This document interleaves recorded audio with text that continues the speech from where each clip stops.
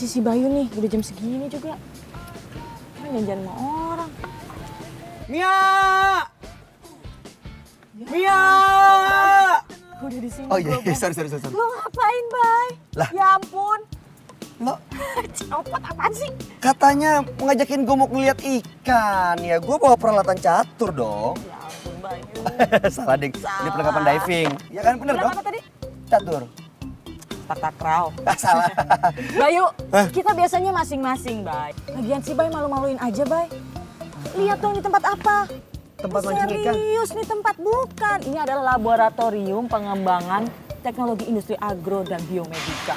Serem nggak? Ada banyak ikan di sini. Ada dan ikannya canggih. Jadi nggak perlu bawa beginian dong. Taruh. Ya, udah sapa dulu pemirsa tuh. Ya buang aja deh, simpen di sini ah. Bisa kita cuekin, Bay. Halo pemirsa, ketemu lagi dengan kami berdua, saya Bayu Oktara. Dan saya Mia Kusuma, Tentunya di canggih.com. teknologi dan inovasi Tanpa henti. Nah, hari ini Mia akan nemuin Bayu dengan seorang bapak yang namanya Husni. Dia adalah seorang yang ahli di bidang perikanan. Gimana sih Mi? Tadi katanya mau nemuin gue sama ikan. Saya ada Pak Husni. Ikannya namanya Pak Husni. Pak Husni ini adalah raja daripada ikan-ikan canggih. Wah, kita ketemu Raja Ikan. Yuk. Ya boleh, nama orang tuh. Oh iya. Ya udah kita ketemu Pak Husni di mana? Di dalam. Oke lah kalau begitu. Rapiin dulu rambutnya. Yuk.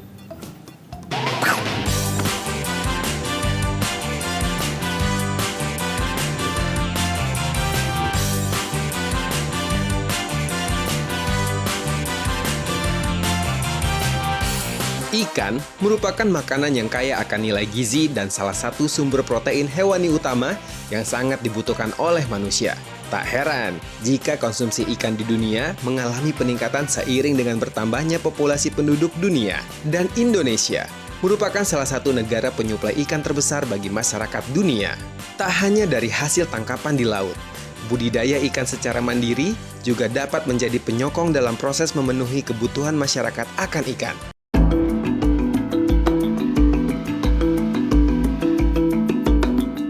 Ketersediaan lahan yang luas bisa jadi potensi besar dalam mengembangkan sentra budidaya ikan, sekaligus untuk mengurangi ketergantungan ikan laut serta memajukan industri perikanan di Indonesia.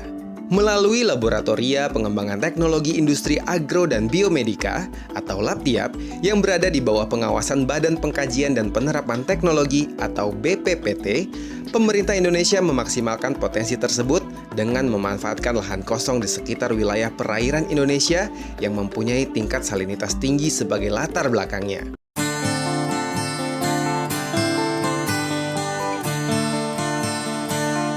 LAPTIAP berhasil menciptakan ikan canggih yang dikenal sebagai ikan nila salin, yaitu ikan nila yang bisa hidup, tumbuh, dan berkembang biak di air payau.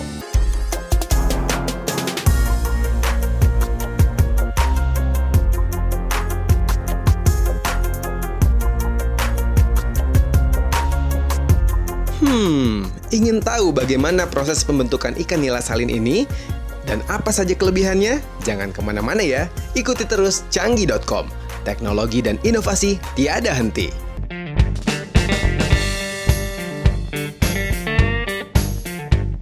Rekayasa canggih.com kali ini adalah seorang bapak beranak 3. Penyuka renang dan gado-gado ini merupakan Chief Engineer dalam pengembangan teknologi produksi ikan nila salin. Inilah Husni Amarullah.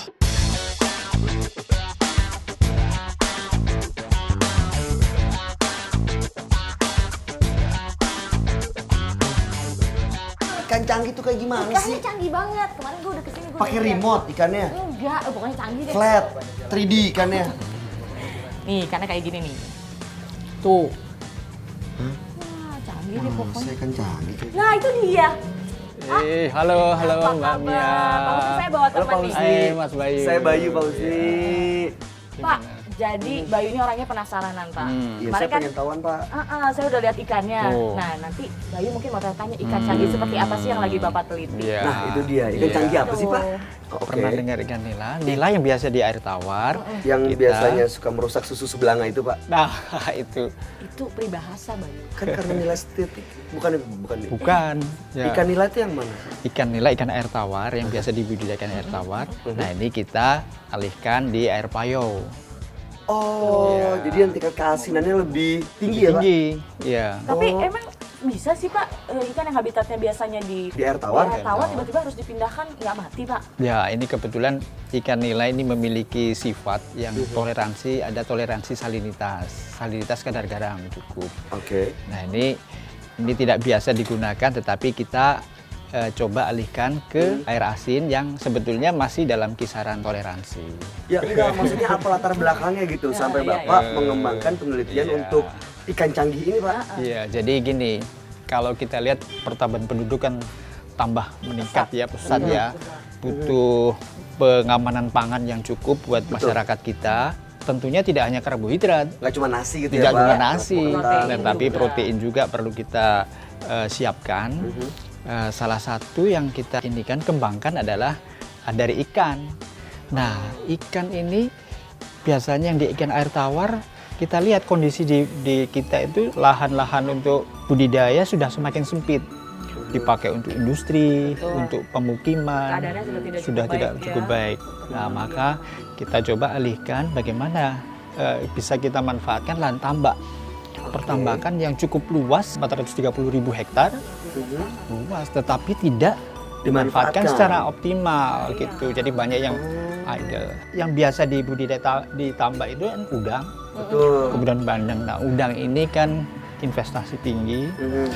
Nah, bandeng juga cukup, tetapi masih ada yang bisa dimanfaatkan lagi.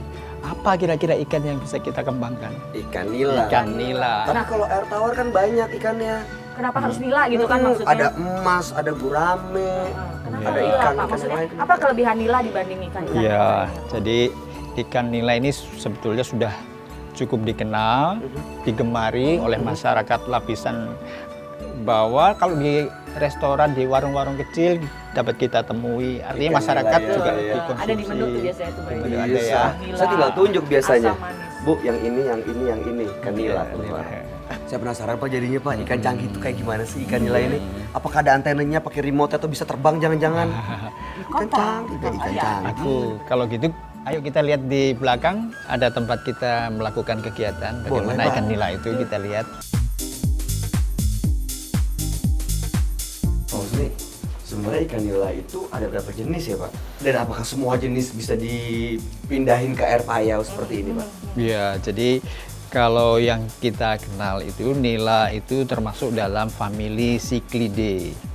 Cichlidae. Nah, itu ada beberapa spesies, tetapi yang ada di Indonesia itu ada paling tidak 2 atau 3 spesies. Di antaranya adalah Nile tilapia sebutan nama umumnya.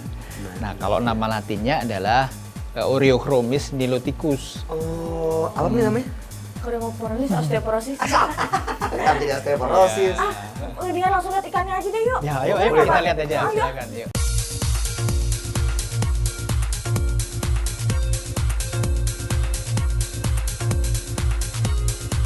Waduh, Tuh, ini bak semua Pak. gede-gede banget ikannya.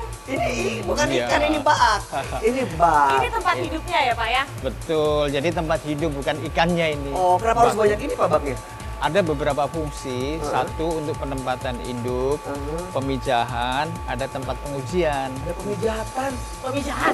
Pemijahan. Oh, beda lagi. Pemijahan. Jadi nanti kita akan tahu pemijahan. Terus apa lagi Pak? Tempat pengujian. Pengujian. Tantang juga tadi ya Pak ya? Ya. Ditantang, Setelah yang ini. Iya udah kalau itu pemirsa kalau mau tahu bagaimana prosesnya pergantian gaya hidup si ikan nila ini dari air tawar ke air payau, Ya. jangan kemana-mana, tetap di Canggih.com. teknologi dan inovasi tanpa henti.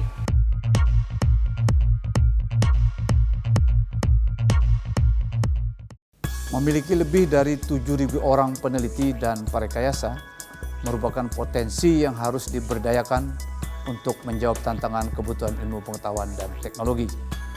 Para peneliti dan parekayasa perlu didorong untuk meningkatkan derajat kemanfaatan kegiatan penelitian dan parekayasaan dengan prioritas utama mewujudkan peran dan kontribusi sektor ilmu pengetahuan dan teknologi dalam mendukung perekonomian masyarakat, pemberian dukungan insentif PKPP atau peningkatan kemampuan peneliti dan parekayasa, dapat mendukung terwujudnya sistem inovasi daerah, sistem inovasi nasional, dan pelaksanaan master plan percepatan dan perluasan pembangunan ekonomi Indonesia.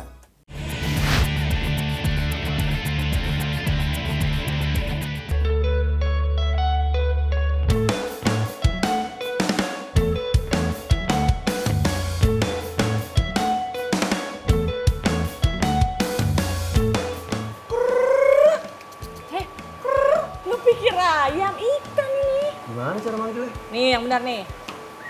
Nah, kayak manggil burung, badut, bukan gitu. Gimana sih cara manggil ikan, Pak?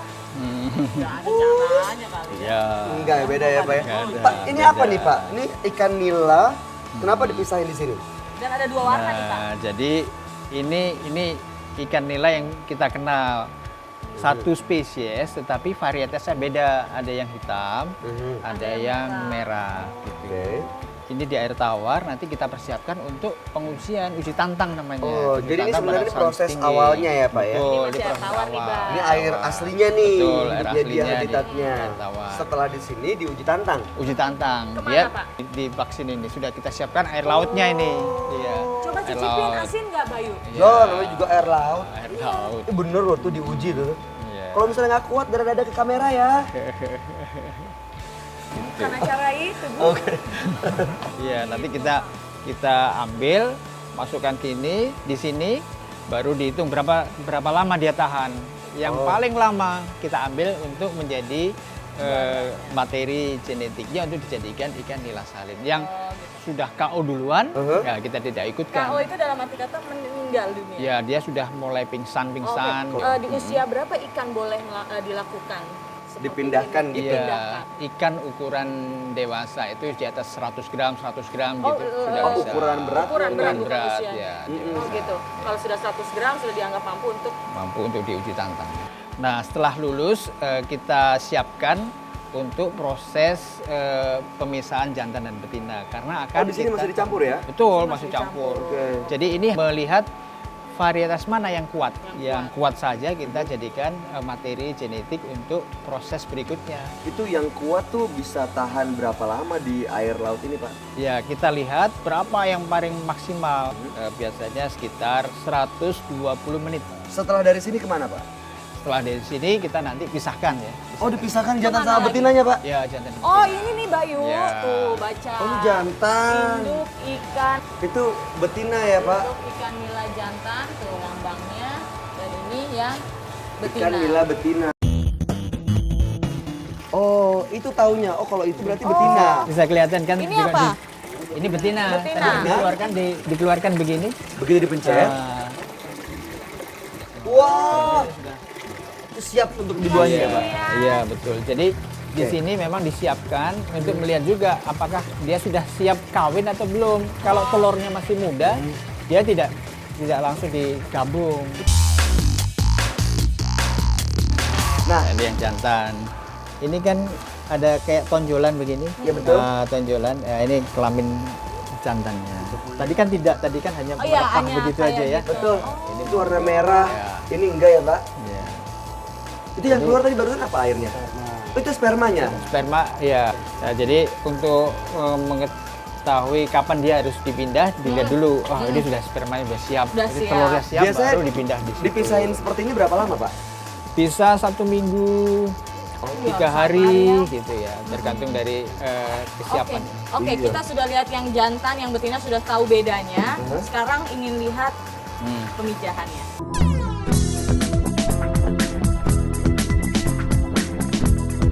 Ya, ini sudah dicampur. Astaga. Ada jantan, ada betina, udah disiapkan.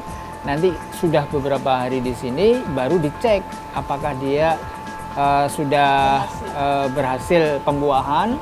Biasanya kalau ikan nila setelah dibuahi, telur-telur tadi dirami di mulut. Jadi mereka mengeluarkan sperma sama sel telurnya, lalu masukin dibuahi. disimpan ke dalam mulut. Ya, setelah itu telur setelah dibuahi itu disimpan Berapa sampai lama, Pak, dia disimpan? menetas. Biasanya Biasanya bisa sekitar 1 mingguan juga. 1 minggu juga ya. Kalau sih, jadi nila-nila yang ini udah bisa hidup di air payau nih, Pak. Iya betul, dari proses pemijahan ini kita lakukan di air payau, tapi dengan kadar yang rendah begitu ya. Oh, Masih rendah sekitar 10-5 gitu. Karena dia akan mengeluarkan telur sampai menjadi larva. Nah baru setelah itu dia dipindahkan, larva tadi dipindahkan ke tempat lain, tempat pemeliharaan larva untuk proses adaptasi dan seterusnya. Nah, Sampai yang pada air disebut tubuh. ikan nila salinnya itu berarti yang telurnya itu? Atau Iya. dianya? Ini sebetulnya juga sudah tahan, cuman dalam proses perkawinannya dibuat salinitas yang agak lebih rendah. Yang anakannya dilakukan proses adaptasi yang bertahap, tetapi tidak perlu waktu lama sebetulnya. Tingkat salinitasnya bedanya air yang di sana dengan air ini itu bedanya seperti apa, Pak? Dia bisa kita mulai dari 5, 10, 20, Apa bisa lebih itu? tinggi kadar garamnya. Setelah itu kita lakukan pemeliharaan biasa, kita beri pakan, kemudian kita amati pertumbuhannya dan sampai dilakukan pembesaran. Bisa menjadi beberapa segmen pendederan, misalkan dari ukuran 1 cm, 2 cm menjadi 5 cm, 5 cm menjadi 8 cm dan seterusnya sampai pembesaran. Paling tidak setiap bulan kita lakukan pengukuran atau setiap 2 minggu kita lakukan. Ini saat ini udah dikembangkan di masyarakat belum, Pak? Sebetulnya ini dalam proses untuk dikembangkan di masyarakat. Nila salin ini? Nila salin ini. Karena kalau sudah diaplikasikan di masyarakat, harus melalui proses pengujian rilis. Nah, dari sini nanti juga dilakukan model semacam ini, tetapi di skala lapang, ditambak gitu. Perawatan di tambak sama di sini beda, Pak? Ya, di sana lebih luas kan tambaknya, jadi mengontrol salinitasnya untuk keperluan penelitian.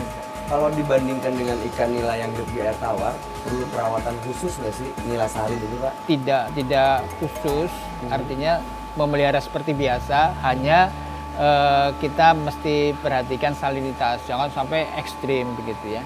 Tapi umumnya sangat mudah. Kalau di tingkat masyarakat kita buat akan menjadi sangat mudah. Masyarakat sebetulnya kita sarankan untuk melakukan pembesaran saja.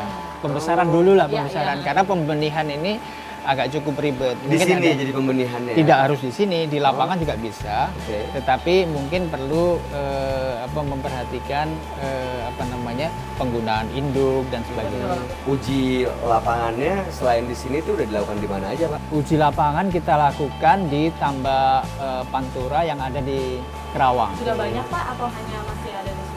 Kita di sana ada beberapa kolam yang kita gunakan, sama seperti di sini. Nanti ada di sana ada kolam induk, ada kolam pemijaan seperti ini, kemudian ada kolam pendederan. Pendederan itu pemeliharaan larva benih sampai ukuran tertentu. Pendederan 1, pendederan 2, ada kolam pembesaran. Kemudian ada kolam untuk pengujian performanya. Pengujian performan itu nanti dilihat bagaimana kelulusan hidupnya, bagaimana daya tahan terhadap salinitasnya, berapa banyak pakan dia butuhkan untuk tumbuh, semacam itu kita uji. Oh, jadi yang lahir, yang udah netes nih dari telur, itu dari larva menjadi ikan, belum tentu udah pasti bisa jadi nila salin ya, Pak ya? Belum pasti Perawatan udah khusus ditambah itu juga. Iya ya, Pak ya? Iya, jadi gini, karena tadi kan banyak dilakukan persilangan, nanti kita pilih tidak semua, yang paling unggul, yang paling cepat tumbuh saja yang kita rilis ke masyarakat. Iya sih. Jadi perawatan di tambak sama di sini kurang lebih sama ya, Pak? Sama. Banyak lagi sebenarnya yang pengen kita tahu ya, Bang. Iya. Pengen tahu apa lagi? Kalau saya sih pengen tahu nih ngasih makannya apa nih, pakannya seperti apa. Tapi jangan sekarang nih. Oh, jangan dong. Nanti kalau misalnya kita aja ngobrol terus di sini ikannya stres lagi. Iya, ya Nggak jadi pada udah. kawin. Kita balik lagi ya. Nanti tetap di Canggih.com teknologi dan inovasi. tanpa henti.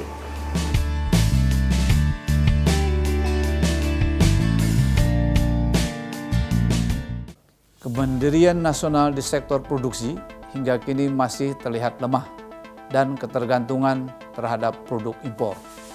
Dengan adanya pendanaan riset SINAS atau Sistem Inovasi Nasional oleh Kemendikbud di tahun 2012, diharapkan bisa meningkatkan kontribusi pembangunan IPTEK untuk mendorong peningkatan daya saing nasional. Insentif Research SINAS merujuk 7 bidang fokus, yaitu bidang pangan dan pertanian, kesehatan dan obat, teknologi transportasi, teknologi komunikasi dan informasi, energi, pertahanan dan keamanan, serta material maju. Insentif riset SINAS ini mampu mendukung kemandirian teknologi dan kegiatan ekonomi utama dalam Master Plan Percepatan dan Perluasan Pembangunan Ekonomi Indonesia.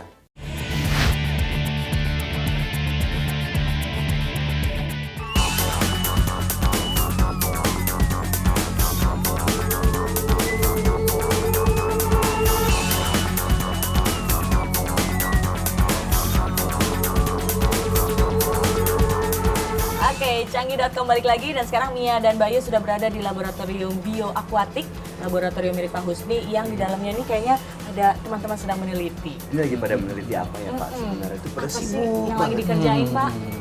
Ya, di sini teman-teman lagi menyiapkan pakan protein rekombinan hormon pertumbuhan. Ini adalah semacam pakan suplemen untuk mempercepat pertumbuhan ikan. Nah, ini dia nih pemirsa banget. canggih.com, pas banget. Tadi pertanyaan kita kan sebenarnya nih pakan untuk ikan nila salin ini apa?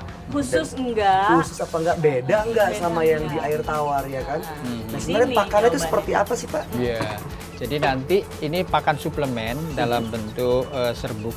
Dalam aplikasinya dia dilarutkan, kemudian dicampurkan pada pakan komersial. Bahkan komersialnya apa Pak? Seperti pelet-pelet yang sudah Oh, iya, beredar iya, itu oke, ya, oke. dicampurkan Campur begitu. Betul. Hanya diberikan sedikit, hanya hitungan mikrogram begitu, dan tidak sepanjang pemeliharaan, tetapi Sekali-sekali. hanya cukup 2 minggu saja. Habis itu pakan biasa seperti biasa. Itu suplemennya. pada ikan-ikan tertentu atau kepada semua ikan? Kita memang dalam program ini kita khususkan untuk nila, Nila tetapi salin, sebetulnya ya. penggunanya bisa untuk ikan apa saja nantinya seperti itu. Ada lagi kita kembangkan kalau terkait dengan penyakit, ada namanya kita kembangkan vaksin DNA Streptococcus. Ada vaksinnya juga. Ada vaksin Nah, juga. itu dia. Kadang-kadang kalau manusia aja kalau misalnya kecapean kurang istirahat gitu kan bisa gampang sakit. Ikan tuh berenang terus capek loh. Dia perlu istirahat kadang-kadang supaya nggak rentan penyakit ya Pak ya, dikasih Betul. vaksin. Terus nih, iya biasanya kalau kita ngomongin soal ikan begitu selesai, begitu apa namanya udah ditambak, ditangkap, dibakar untuk dimakan gitu kan ya Pak ya. Makan. Iya dong. Nah ini ada bedanya nggak sih Pak rasa antara nila salin yang di air payau dengan nila yang di air tawar? Kata orang yang sudah mencoba ikan nila salin ini, wah ini lebih gurih deh gitu rasanya dari rasanya. Kalau ikan air tawar kadang-kadang suka kok bau lumpur, kok begitu. Nah dari nutrisi kandungan gizinya sebetulnya memang masih diteliti, Ya. tetapi beberapa literatur menunjukkan bahwa ikan yang dipelihara di payau, air salinitas tinggi itu omega 3-nya lebih tinggi daripada Daripada di air tawar. Ya kalau gitu masyarakat perlu tahu dong Pak, kapan nih bisa dirilis langsung nih, mereka bisa langsung ikut menikmati nih Pak. Ada beberapa kecamatan yang sudah melakukan uji coba dan alhamdulillah ini baru saja dirilis. Jadi masyarakat sudah bisa nanti memanfaatkan dan mengembangkan ikan nila salin. Membudidayakan nila salin juga Pak ya? Membudidayakan nila salin. Asik. Oke, ini berarti semakin banyak masyarakat yang sudah bisa menikmati ikan yang sehat dan juga rasanya enak. Nila Dan juga salin. bisa mengembangkannya sendiri Pak. Betul banget. Ya udah, kita udah ngabisin waktunya Pak Husni, kayak banyak banget. Kita harus pamit.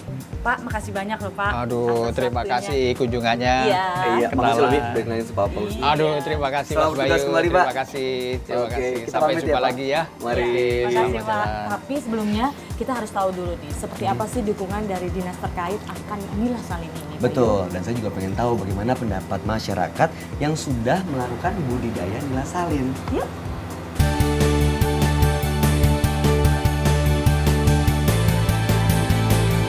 Neni Yustiningsih merupakan Direktur Pusat Teknologi Produksi Pertanian BPPT. Ibu yang punya hobi aerobik ini akan memaparkan bagaimana kebijakan BPPT dalam mendukung Kementerian Riset dan Teknologi atau Kemenristek mengenai teknologi nila salin.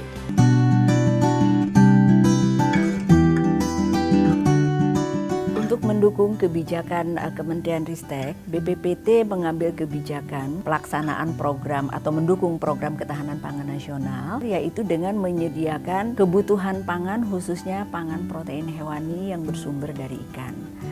Nah, kemudian BPPT mengembangkan ikan nila salin. Mengapa nila salin? Karena ikan nila dikenal sebagai ikan nila yang bandel. Di samping juga kandungan gizinya yang cukup tinggi dibandingkan dengan ikan tawar lainnya. Hal lain juga yang menjadi pertimbangan kenapa ikan nila salin ini dikembangkan karena budidaya ikan nila ini sudah sangat familiar di kalangan masyarakat perikanan. Dan yang paling penting kenapa ikan nila salin ini dikembangkan itu adalah untuk memanfaatkan tambak-tambak yang selama ini belum termanfaatkan secara optimal akibat idle ditinggalkan oleh masyarakat petambak akibat serangan penyakit pada udang dan bandeng. Hasil yang ingin dicapai oleh BPPT tentunya selain memenuhi kebutuhan protein hewani dalam hal ini yang bersumber dari ikan, juga pemanfaatan tambak-tambak idle yang selama ini ditinggalkan karena serangan penyakit pada udang dan bandeng. Nah, yang paling penting lagi adalah secara ekonomi ini akan meningkatkan pendapatan dari petani petambak itu sendiri. Karena selain ikan nila salin, kami juga memanfaatkan produk-produk pendukungnya, yaitu vaksin DNA, Streptococcus, dan juga pakan protein rekombinan. Kedua produk ini sekaligus akan meningkatkan percepatan pertumbuhan dan produktivitas daripada ikan nila itu, sehingga akan mempercepat pencapaian bobot tertentu yang diinginkan oleh pasar. Ini berarti akan meningkatkan atau menurunkan biaya produksi dan sekaligus juga akan meningkatkan pendapatan petani melalui harga jual. Harapan ke depan yang ingin kami capai di dalam pengembangan ikan nila salin ini tentunya adalah untuk meningkatkan daya saing industri nasional, khususnya industri perikanan budidaya. Semuanya ini tentunya akan mendukung daya saing industri secara nasional, khususnya di dalam industri perikanan air tawar. Selanjutnya, Dede Sunendar, selaku Kepala Balai Pengembangan Budidaya Air Payau dan Laut atau BPBAPL, wilayah Pantai Utara, akan membeberkan bagaimana perkembangan teknologi nila salin dalam skala uji multilokasi sebagai mitra kerja BPPT. Alhamdulillah, kehadiran nila salin ini merupakan salah satu solusi terhadap permasalahan yang dihadapi oleh para petambak Pantura yang selama ini mengalami penurunan dari produktivitas dan produksi tambaknya karena akibat adanya degradasi lingkungan dan juga adanya serangan wabah hama penyakit virus yang menyerang udang windu. Dengan kehadiran nila salin, nah ini 40% dari 70.000 hektar tambak di Pantura ini memiliki prospek yang baik untuk bisa berproduksi secara optimal.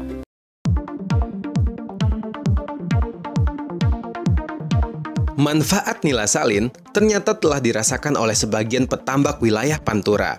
Edi Muhtarudin, selaku Ketua Perhimpunan Pembudidaya Tambak Pantura atau PPTP Jawa Barat, akan menceritakannya. Manfaatnya buat masyarakat pembudidaya tambak itu signifikan karena dalam rangka mengoptimalisasi lahan. Lahan-lahan yang jauh dari laut yang salinitasnya lebih rendah 20 ke bawah itu tidak cocok untuk bandeng, maka ini untuk cocok untuk nila salin.